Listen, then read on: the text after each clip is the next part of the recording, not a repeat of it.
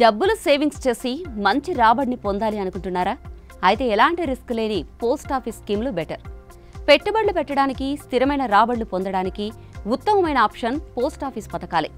పొదుపు చేసుకోవడానికి, ఉత్తమమైన రాబడులను అందుకోవడానికి అందుబాటులో ఉన్న పోస్ట్ ఆఫీస్ స్కీమ్స్ గురించి తెలుసుకుందాం.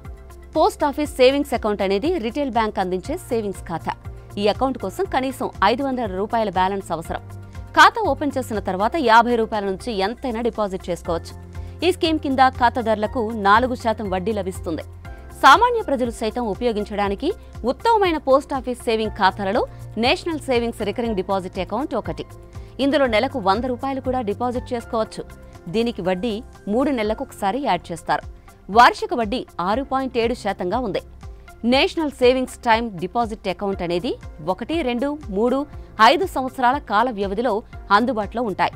దీర్ఘకాలిక పెట్టుబడులు కోరుకునే వారికి ఇది బెస్ట్ ఆప్షన్. ఈ ఖాతాను కనీసం 1000 రూపాయలతో ఓపెన్ చేసుకోవచ్చు. ఇందులో వడ్డీ రేటు కూడా కొంత ఎక్కువగానే ఉంటుంది. National savings monthly income account scheme ద్వారా ఖాతాదారులు తమ అకౌంట్లో 9 లక్షల రూపాయల వరకు ఉంచుకోవచ్చు. అయితే ఉమ్మడి ఖాతాల్లో 15 లక్షల రూపాయల వరకు ఉండొచ్చు. స్థిరమైన ఆదాయ వనరు కోసం వెతుకుతున్నవారు లేదా పదవీ విరమణ చేసిన వారికి ఇది ఓ మంచి ఎంపిక అవుతుంది. ఈ స్కీమ్ ద్వారా ఖాతాదారులు సుమారు 7% వడ్డీ పొందవచ్చు.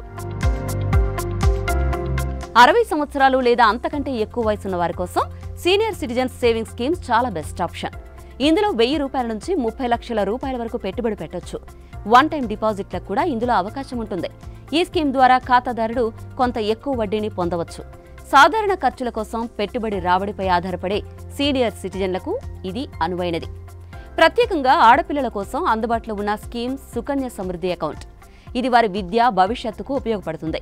ఈ స్కీమ్ గరిష్టంగా 8.2% వడ్డీ అందిస్తుంది. ఫ్లెక్సిబుల్ డిపాజిట్ ఆప్షన్లతో ఒక ఆర్థిక సంవత్సరానికి 250 రూపాయల నుంచి 1.5 లక్షల రూపాయల వరకు పెట్టుబడులు పెట్టొచ్చు. ఈ పథకాన్ని బేటీ బచావో బేటీ బడావో కింద 2015లో ప్రధాని నరేంద్ర మోదీ ప్రారంభించారు. ఇక ఇదండి పోస్ట్ ఆఫీస్ స్కీమ్స్ గురించి పూర్తి సమాచారం. మరి ఈ స్కీమ్స్ పై మీ అభిప్రాయం ఏంటి? మీ ఒపీనియన్ను కామెంట్ చేయండి. This is Aruna signing off.